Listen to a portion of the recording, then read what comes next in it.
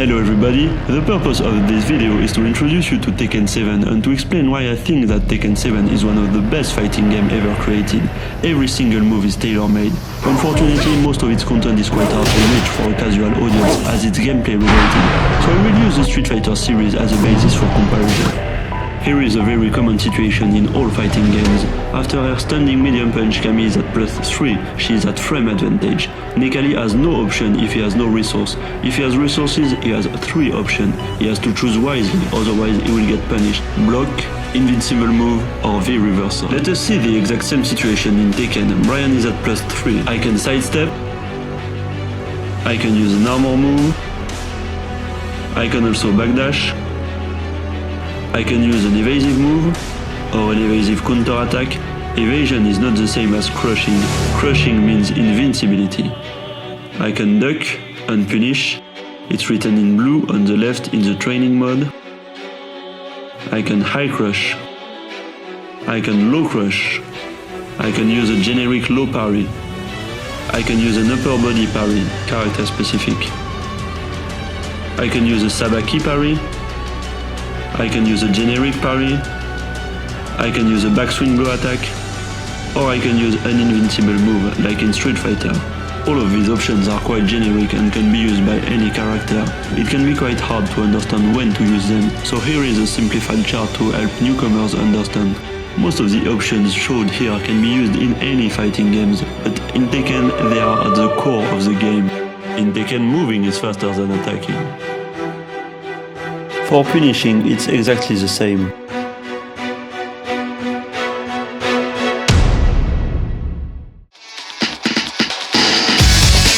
To help you understand these options, I will use the exact same situation in Street Fighter 4. I have 3 more options. I can use a focus attack like an armor move, I can use a meterless invincible reversal, or I can use an invincible backdash. But there are also a lot of tricks which are very common in the Tekken system, like instantly going into a stance. Here is an explanation of the crushing system in Tekken. Crushing means partial invincibility to high or lows or both. Here Cody is only invincible on the upper body. Here are some examples of evasion in Street Fighter 4. In this case, Juri is evading Abel attack. She is not invincible. Her crouching medium kick has the same frame as her crouching medium punch, but she can only evade with her crouching medium kick. You also have some moves dedicated to evasion. Here is an example similar to a high crush in Tekken. There are no full invincible moves in Tekken. Evasion is only a cool trick in Street Fighter 4, but it is at the core of Tekken. Here is an example similar to a low crush in Tekken. But there are even more options in Tekken. Raven can parry on hit, Yoshimitsu can go faster than anyone. Each character has its own additional answers. But the frame data in Tekken 7 goes even beyond that because you have a lot more possibilities. For example, you can be unblocked and grounded, you can be unblocked and backturn, you can even be unblocked, backturn and grounded. Sometimes you have the option to go backturn or not, so situational awareness is extremely important in Tekken 7. Now let us focus on a single move. What does a single move mean in a fighting game? A move can have an armored property, a move can crush. A move can also guard break, but in Tekken 7 it's an entire system.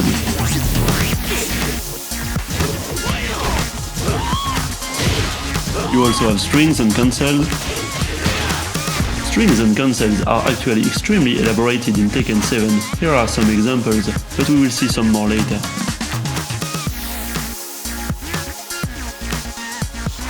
A move can also have counter-hit properties. There are a few generic ones in Street Fighter, but in Tekken... oh boy.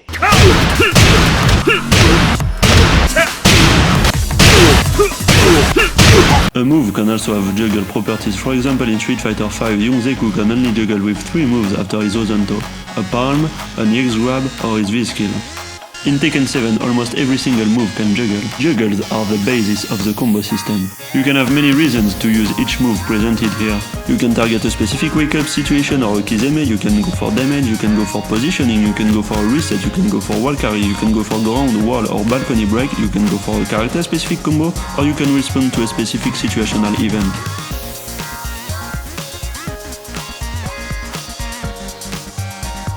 A move can also force standing. In Tekken you can also force crouching, which is very important. A move can also do chip damage and generate resources, but it's more specific to Street Fighter, although it exists in Tekken to a lesser extent.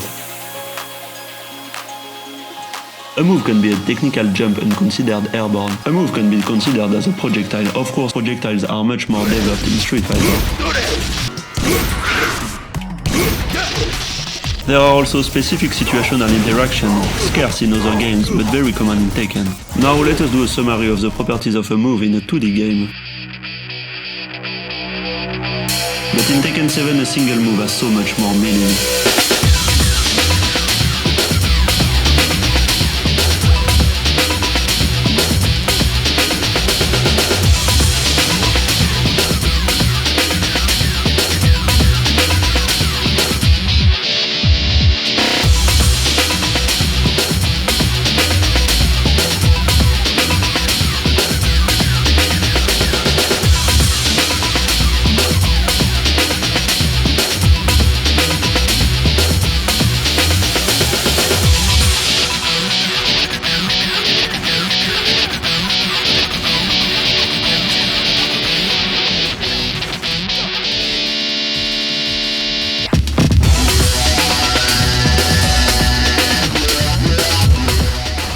Crouching is almost a stance in Tekken, so it's very important.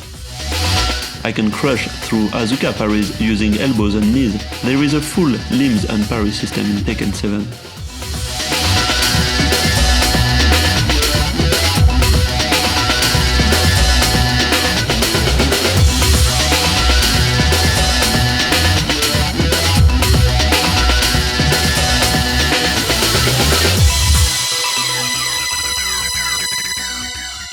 A move can be homing and track both sides to beat side steps.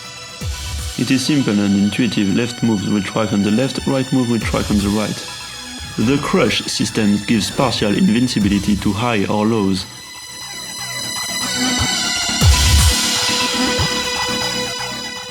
Evading is not invincible, it's a matter of hitboxes. It's a very important system in Tekken. Many people have the misconception that there are no cancels in Tekken. The cancel system is actually insane and allows you to create your own pressings or combos.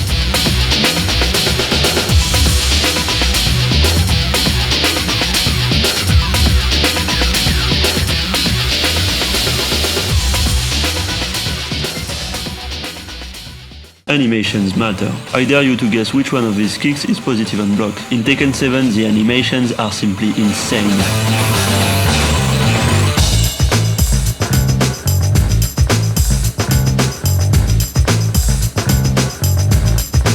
Pay close attention to Brian's guard.